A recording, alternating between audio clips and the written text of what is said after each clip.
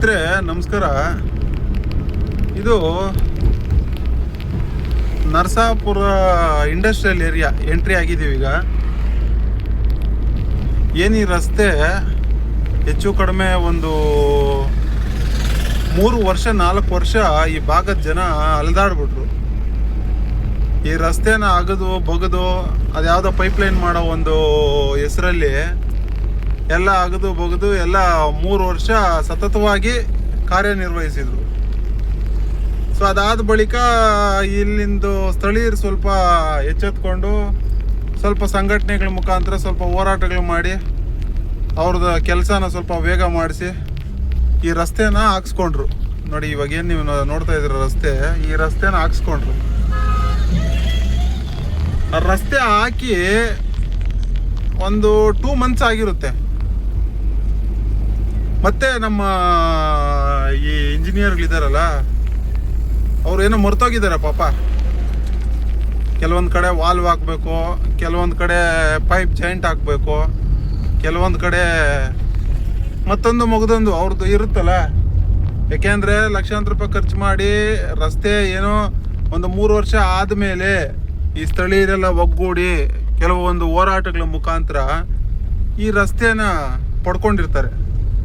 So ಅದಾದ ನಂತರ ಎಷ್ಟು ಥರ ಯಾವ ಥರ ನಮ್ಮ ಇಂಡಿಯಾದಲ್ಲಿ ಇಂಜಿನಿಯರ್ಸ್ ಇದ್ದಾರೆ ಅಂದರೆ, ನೋಡಿ, ರಸ್ತೆ ಹಾಕಿದ್ದಾದ್ಮೇಲೆ ಅಗಿಯೋದಕ್ಕೆ ಇಟ್ಕೊಳ್ತಾರೆ.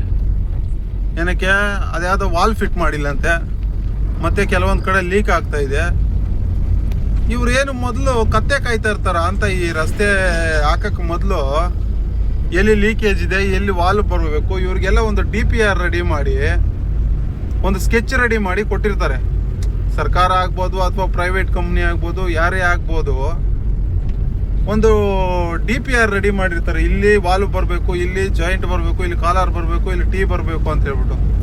ಸೊ ಇದನ್ನೆಲ್ಲ ಅರ್ಥಂತ ನಮ್ಮ ಇಂಜಿನಿಯರ್ಸು ಯಾಕೆ ಮೊದಲೇ ಈ ರಸ್ತೆಗಳಿಗೆ ತಾರ್ ಹಾಕಕ್ಕೆ ಮೊದಲೇ ಏನು 3 ವರ್ಷ ಕಾಲಾವಧಿ ತಗೊಂಡಿದ್ರು, ಈ ನರಸಾಪುರ ಹೈವೇದಲ್ಲಿ, ನರಸಾಪುರ ಹೈವೇ ಅಂದರೆ ನರಸಾಪುರ ಒಳಗಡೆ ಇಂಡಸ್ಟ್ರಿಯಲ್ ಏರಿಯಾ ಎಂಟ್ರಿ ಆಗ್ತೀವಿ, ಏನು ಅಪ್ಸಂದ್ರದಿಂದ ಹಿಡಿದು ಈ ಹೋಂಡಾ ಫ್ಯಾಕ್ಟ್ರಿವರೆಗೂ ರಸ್ತೆ ಇದೆಯೋ, ಆ ರಸ್ತೆನಲ್ಲಿ ಈ ಜಲಮಂಡಳಿ ಅಂತ ಹೇಳ್ಬಿಟ್ಟು ಅಗದಿರ್ತಾರೆ. ಅದನ್ನು ಸತತವಾಗಿ 3 ವರ್ಷ ಹೋರಾಟಗಳ ಮುಖಾಂತರ ಈ ರಸ್ತೆಯನ್ನು ಪಡ್ಕೊಂಡಿರ್ತಾರೆ.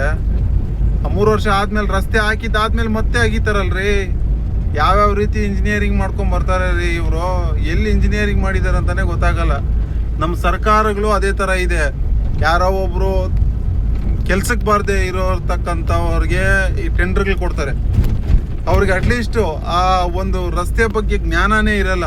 ಅಟ್ಲೀಸ್ಟ್ ಇವಾಗ ರಸ್ತೆ ಹಾಕಿದ್ದೀವಿ, ಆ ರಸ್ತೆನ ಮತ್ತೆ ಅಗದು ಬಗದ್ರೆ ಮತ್ತೆ ಏನೆಲ್ಲ ಅನಾನುಕೂಲ ಆಗುತ್ತೆ ಅನ್ನೋ ಒಂದು ಕಾಮನ್ ಸೆನ್ಸ್ ಕೂಡ ಇಲ್ದಿರ್ತಕ್ಕಂಥ ಒಂದು ಇಂಜಿನಿಯರ್ಸ್ ಆಗ್ಬೋದು, ಕಾಂಟ್ರಾಕ್ಟರ್ಸ್ ಆಗ್ಬೋದು, ಇವತ್ತು ನಮ್ಮ ಈ ಭಾಗದಲ್ಲಿದ್ದಾರೆ. ಇದು ನಿಜವಾಗ್ಲೂ ಯಾರು ದುಡ್ಡು ಹೋಗ್ತಾ ಇದೆ ಅಂದ್ಕೊಂಡಿದ್ದೀರಾ? ಒಂದು ನಯಾ ಪೈಸೆ ಖರ್ಚು ಮಾಡಬೇಕಾದ್ರೂ ಸರ್ಕಾರ ಅದು ಜನಗಳ ತೆರಿಗೆ ದುಡ್ಡೇ ಆಗಿರುತ್ತೆ. ಸ್ನೇಹಿತರೆ ನೋಡಿ, ದಯವಿಟ್ಟು ಎಲ್ಲೇ ಕೆಲಸ ಮಾಡಲಿ, ಯಾರೇ ಕೆಲಸ ಮಾಡಲಿ, ಫಸ್ಟು ಅದ್ರ ಬಗ್ಗೆ ಸ್ಟಡಿ ಮಾಡಬೇಕು. ಇಲ್ಲಿ ಏನಾದರೂ ಏನು ಪೈಪ್ ಲೈನ್ ಹೋಗ್ತಾ ಇದೆ, ಏನಕ್ಕೋಸ್ಕರ ಹೋಗ್ತಾ ಇದೆ, ಇಲ್ಲಿ ಎಲ್ಲಾದರೂ ವಾಲ್ವ್ ಬೇಕಾ ಅಥವಾ ಏನಾದರೂ ಟೀ ಹಾಕಿ ಡೈವರ್ಟ್ ಮಾಡಬೇಕಾ, ಈ ಥರದ್ದು ಒಂದು ರೆಡಿ ಮಾಡ್ಕೊಳ್ದೆ ಇವರು ಪೂರ್ವ ಸಿದ್ಧತೆ ಇಲ್ಲದೇನೆ ಈ ರಸ್ತೆನ ರೆಡಿ ಮಾಡಿ ಇವತ್ತು ಮತ್ತೆ ಅದೇ ಚಾಲ್ತಿ ಏನು 3 ವರ್ಷದಿಂದ ಈ ರಸ್ತೆನ ಅಗದು ಬೊಗದು ಮಾಡಿದ್ರು ಅದೇ ರೀತಿ ಮಾಡಿ ಇಟ್ಟಿದ್ದಾರೆ. ಇವತ್ತು ಮತ್ತೆ ಬ್ಯಾರಿಕೇಷನ್ ಹಾಕೋದು, ಎಲ್ಲೋ ಒಂದು ಕಡೆ ಅಗಿಯೋದು, ಎಲ್ಲೋ ಒಂದು ಕಡೆ ವಾಲ್ವ್ ಹಾಕೋದು, ಅವ್ರಿಗೆ ಇಷ್ಟ ಬಂದಿದ್ದ ರೀತಿ ಮಾಡಿಕೊಂಡು ಹೋಗ್ತಾ ಇದ್ದಾರೆ. ಮೊದಲು ಸ್ಥಳೀಯರು ಇದನ್ನ ಒಂದು ಪ್ರಶ್ನೆ ಮಾಡಬೇಕು, ಯಾಕೆ ಈ ರೀತಿ ಮಾಡ್ತಿದ್ದಾರೆ? ಲಕ್ಷಾಂತರ ರೂಪಾಯಿ ದುಡ್ಡನ್ನ ಏನಕ್ಕೆ ಫೋಲ್ ಮಾಡ್ತಿದ್ದಾರೆ ಅಂತ ಅರ್ಥ ಆಗ್ತಾ ಇಲ್ಲ. ಈ ನರಸಾಪುರದಿಂದ ಈ ಏನು ಇದು ಅಪ್ಸಂದ್ರ ಮತ್ತು ಈ ಸ್ಕ್ಯಾನಿಯಾ ಕಂಪನಿ ಮತ್ತು ಈ ಕಂಪನಿಗಳಿಗೆ ಏನು ಹೋಗುತ್ತೋ ಮಾಲೂರು ರಸ್ತೆ, ಈ ರಸ್ತೆನಲ್ಲಿ ಓಡಾಡ್ತಕ್ಕಂಥ ಪ್ರತಿಯೊಬ್ಬರಿಗೂ ಈ ರಸ್ತೆಯ ಒಂದು ಅವ್ಯವಸ್ಥೆ ಗೊತ್ತಿರುತ್ತೆ.